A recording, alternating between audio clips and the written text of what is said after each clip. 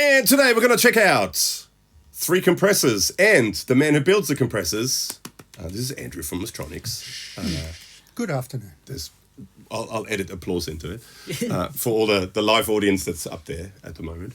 So we thought, while Andrew's up here, we're going to check out some of his pedals and get him to explain what the differences are and what the idea was behind designing them, and then do some sound examples. Lovely. Hit like and subscribe on the channel. First up, ding the bell and say hi in the comments. That'd be awesome. Please do. Please do. Appreciate that. There's a couple of different designs with these, so maybe And I should say, these were provided by him, so this is what you would call a sponsored video. Oh yeah, sure. Sponsored by him. All right. Yes. Carry on, Alex. What was it saying? I don't know. 3 different designs. Yeah, so some unique designs with a couple of them. Should we start there with a description of what we're looking at? Yeah. What's in front of us on the table? So I guess, look at what they all do, and then we'll do individually timestamps for everything below. We'll go through them individually and check out what each of them does. But okay, so that was the OG one, the Opto Comp. So what's the idea behind it, and what sort of, is it based on anything, or is it... No, it's not based on anything. Okay. So I really like the really old valve optical compressors. Okay. In studios. Yeah. They just sound warm and smooth, and that's what I was trying to do with this one.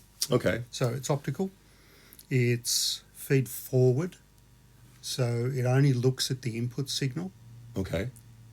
To work out how much to compress. Ah, that's what feed forward means. Yep. Yeah. So the other 2 are feedback. So they look at the output signal. Gotcha. Ah, okay. All right. So, okay. Yeah, okay. So all of the gain in this one is sidechain gain. Oh, okay. All right. Yeah. Whereas the gain in the other ones is in front. In front. Oh, okay. So this one is a lot less grabby. Yeah. It's a lot smoother. Mm-hmm. Plus, I like the full suite of controls because I had the room to fit them all on. Yeah. Sure.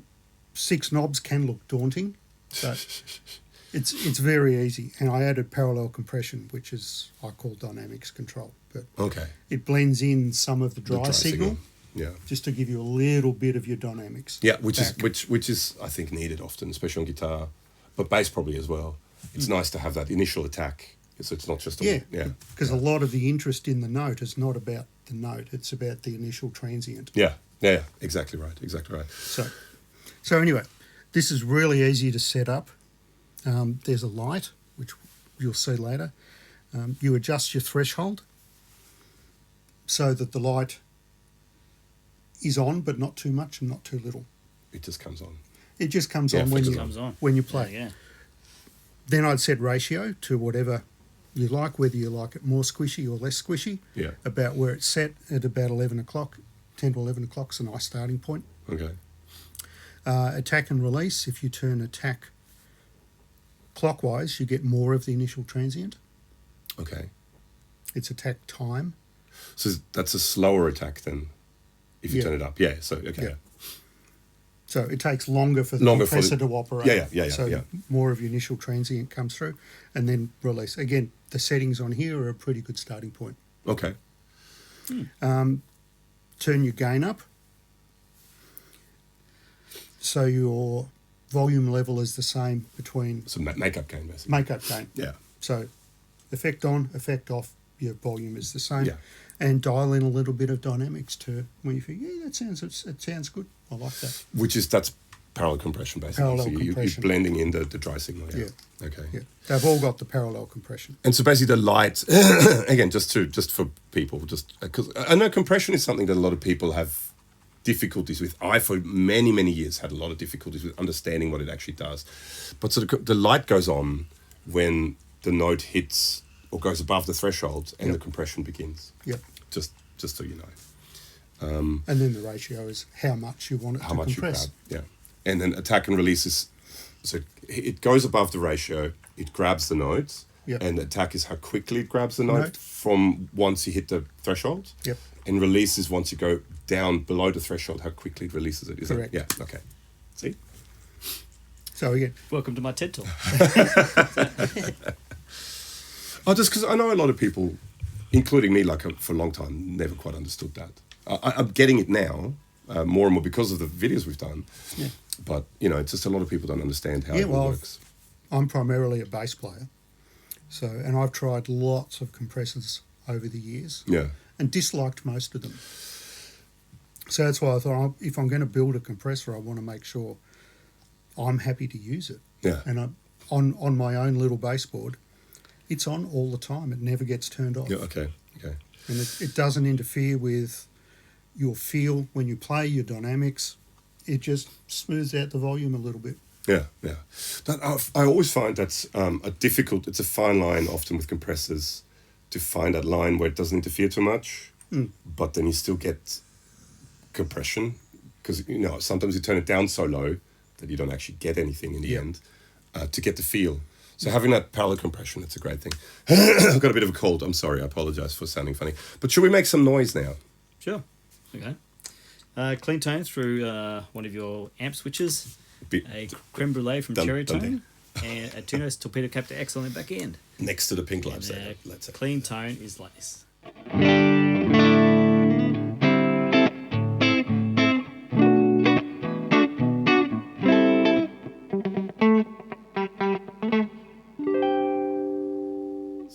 You said that's a good starting point? That's a good starting point. Let's start at that starting point.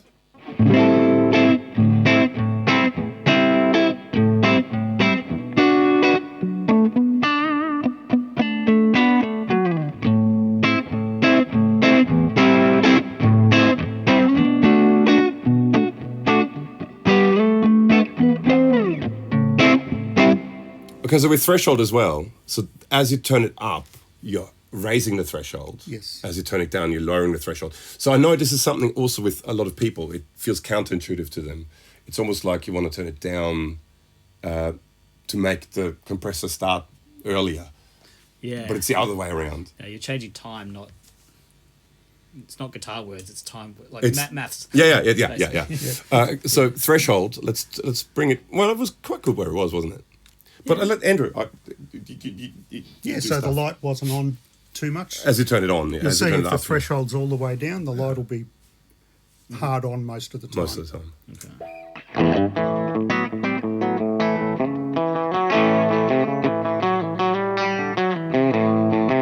So it's on a lot less.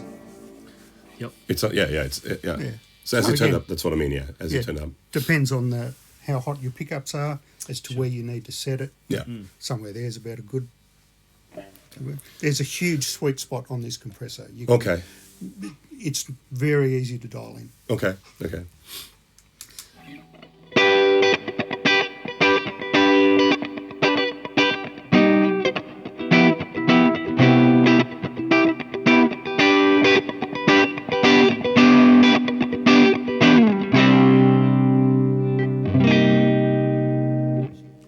So as you turn it up, you raise the ratio, which means it's way more compressed. So all the way up, it sounded...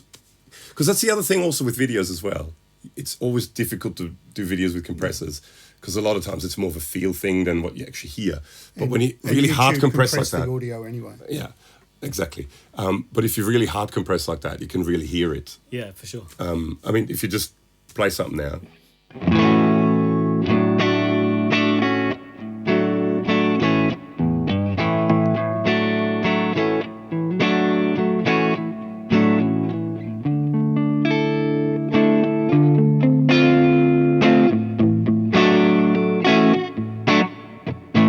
Do you want squishy or less squishy? I don't mind squishy. You don't mind squishy? Is it more? More squish?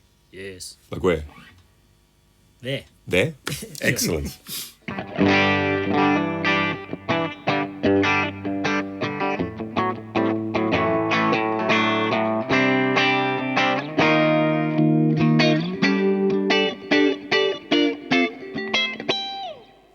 So maybe it's a good time now, because it is quite squishy, to talk about the dynamics. The dynamics, you're adding basically dry signal into it. Your uncompressed signal. Dry uncompressed signal, which means, because that's what, especially if let's turn a ratio right up. Let's see if we can actually hear it.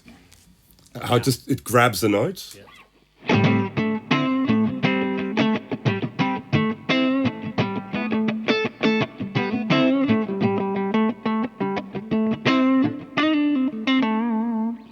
So if you bring in the dynamics control, if you bring in the dry sound, you get that initial attack, which is, it makes it feel, it's a feel thing as well, isn't it? It's not just a sound thing, it's a feel thing. For sure. And you're effectively lowering the compression ratio by adding a bit of dry in. Bit of dry signal into it, Yeah. Okay. All right. But so they run parallel. Yep. Right, yeah, okay. Now, let's maybe look at attack and release time. Let's start off with the attack time. So what's the benefit of having a faster attack? What's the benefit of having a slower attack? It all depends on the song you're playing, what style of music you're playing, Okay. how it then feels to you Okay. as to where you want to set it. Sure. It's really a feel thing. Is it, okay. Say you're doing the funky Yeah. thing.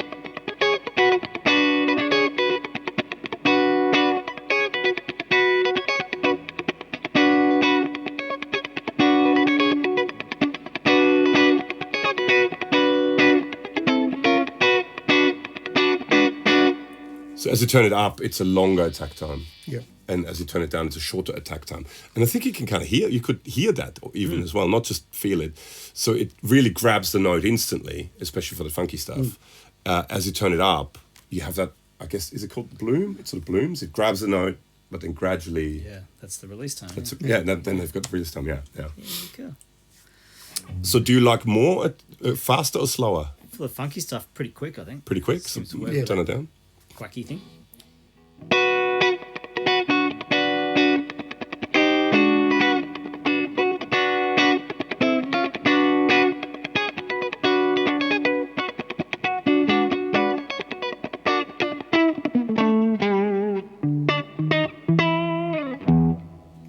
So you can even see it with the light. As you turn the release time up, The light stays the light on. stays on much longer. Yeah, and it sounds much more compressed. Very cool. Yeah, that's interesting. I think it could be interesting for some people because, like I said, I don't know all that much about compression. I know more about it since we started doing videos with compressors and stuff. And actually, Alex has probably taught me most of what I know about compressors. Oh, yeah? Because I knew very little about compressors. But yeah, no, it's interesting to really, and that's why I'm gunning the ratio so you can hear it, because I think that's on YouTube, that's a better way for it to come across. So do you like faster? Let's move away from the funky thing. Yep. Country stuff. You used to play a lot of country Sure. stuff. For country stuff, would you Try. want it to grab quickly? Not too quick. So maybe turn the attack Yeah, maybe fairly fast release. fairly fast release.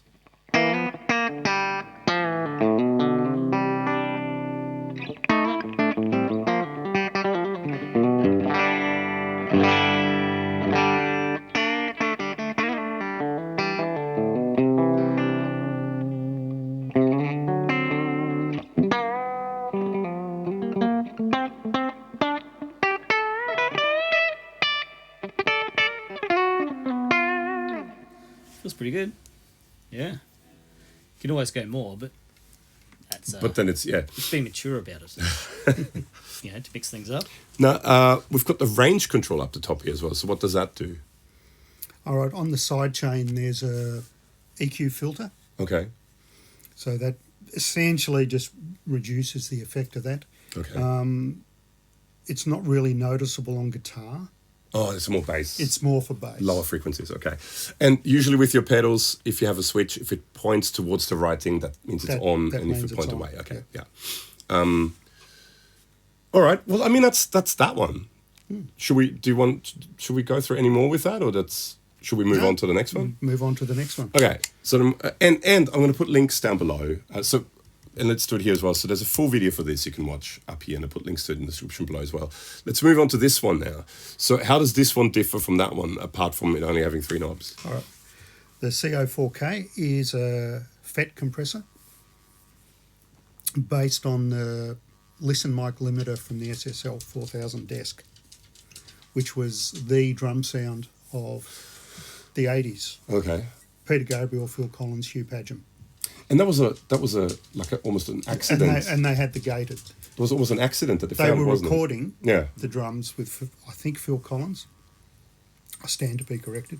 Yeah. And they left the listen mic on. Yeah. And it sounded huge in the control room. Yeah. And they listened to the playback and they said, So, oh, yeah. where's the vibe gone? And eventually they realised that, so a lot of people then modified their SSL desks Yeah. So basically, to add that in. what that means is often if you see videos or pictures of a studio, you have a console and then you have actually like there's one here too, you have a microphone and you can use that microphone to talk back to people with cans on and stuff like that, which had that compressor on it. So Yeah. you don't have to go right onto the microphone when you talk to people.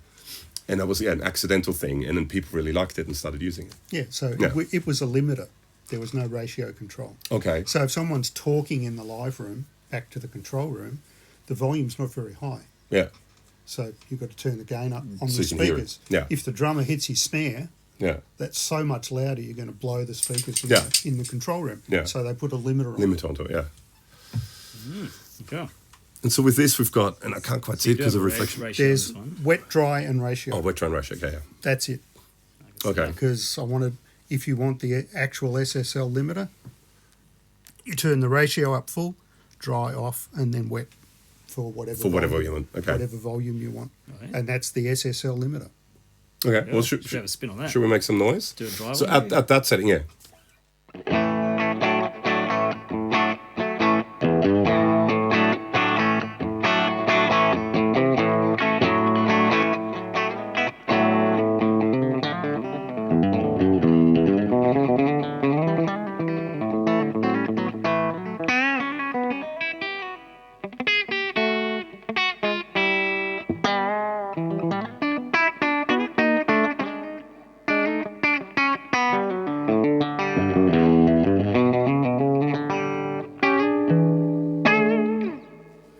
And again, putting a little bit of that dry signal in. So that's got total independent wet and dry level as well, Yeah. which I think a lot of your pedals do. You like doing that. You like having... I like doing yeah, that. Yeah, just making life easier in that respect.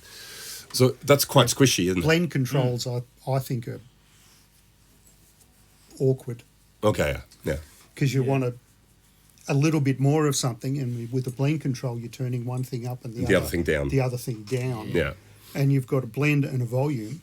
Anyway, you still got two knobs. yeah. So it makes sense to me to use a dry and a wet. Dry and wet, Much yeah. more easy to just to turn the wet up rather than adjust blend and then adjust volume as well. Compromising. Yeah. So with this now, because we don't have attack and release, so it's a set attack and release time. It's identical to the SSL. Which is it a fast attack? It's very fast. Very fast attack, and If you're thinking of how the limiter had to work, because as soon as someone hit a drum in the live room, yeah, it wanted to grab it and Instantly. pull it down. so you don't blow up people's eardrums and Yeah. cans and stuff like that. So Yeah. it's quite fast attack, quite fast release as well. Okay. Should we just play around with the ratio a little bit and see what? Sure. I'll turn the dry signal off just so we can hear it. So this is gunned. Let's turn it down a bit.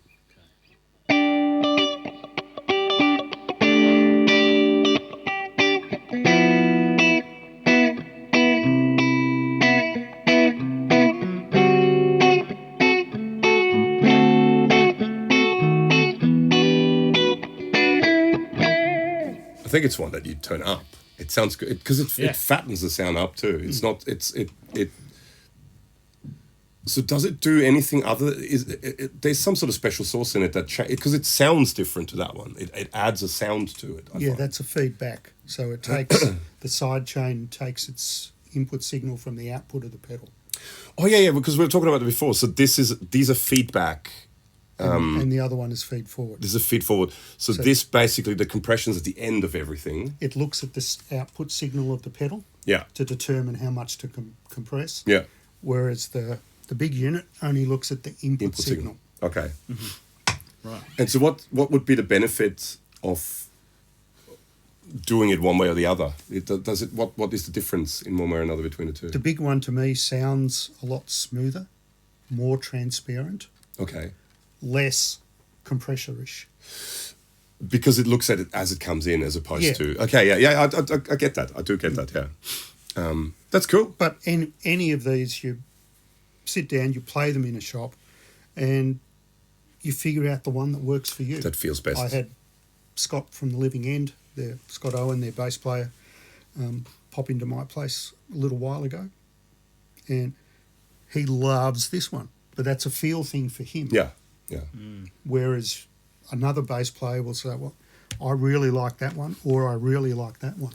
But it was, And one will respond the way they want to hear in their head and how it feels when they play. it was because when you sent us those two, I think you sent us those two at the same time, because I think you made them at the Probably similar time.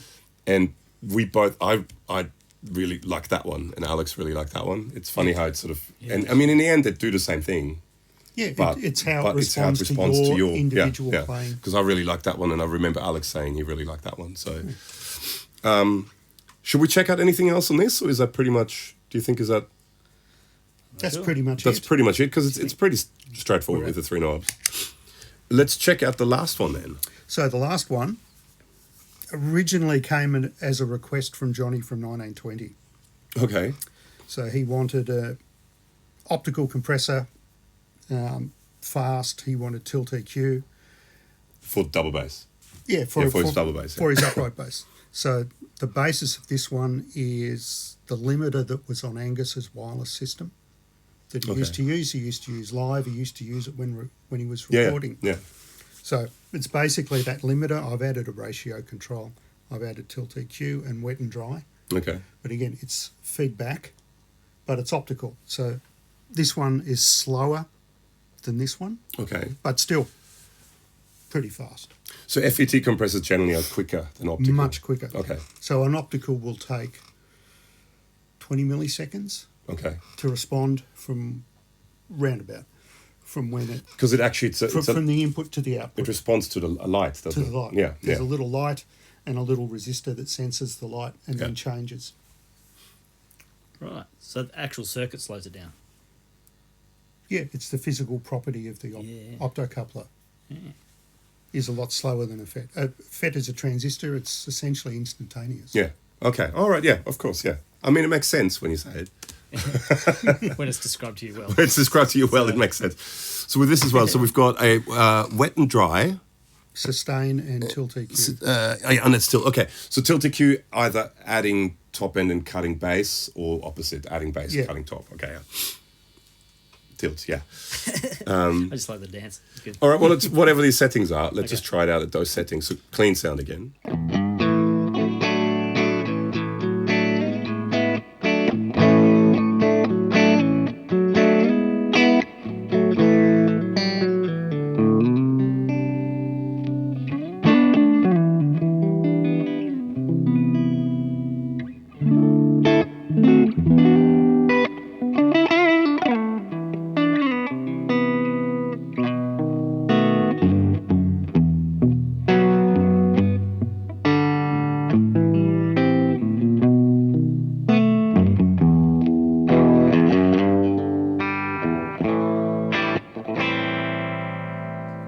That's squishy. The tilt EQ is lovely, actually. It's really nice, isn't it, to be able to do that? Yeah, it's a simple way of having one control, just to allow you a little bit to fine tune. I just want to touch less bass on this stage, because every stage is different. Yeah, or like with the telly, maybe get some of that bright top end off and add a bit of body to it, which is kind of what I did with when you were playing, just a little bit more bottom end. A little bit. Just a tiny bit. Yeah, no, that's cool. And that's some serious compression there as well.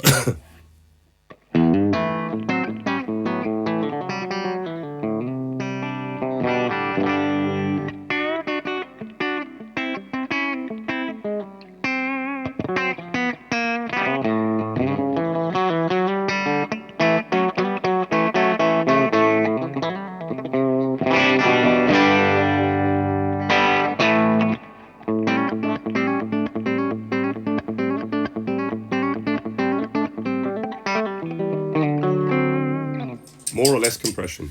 A wee bit more. You like it squishier? Yeah, especially for that. What's the song called? Working Man Blues thing. Okay.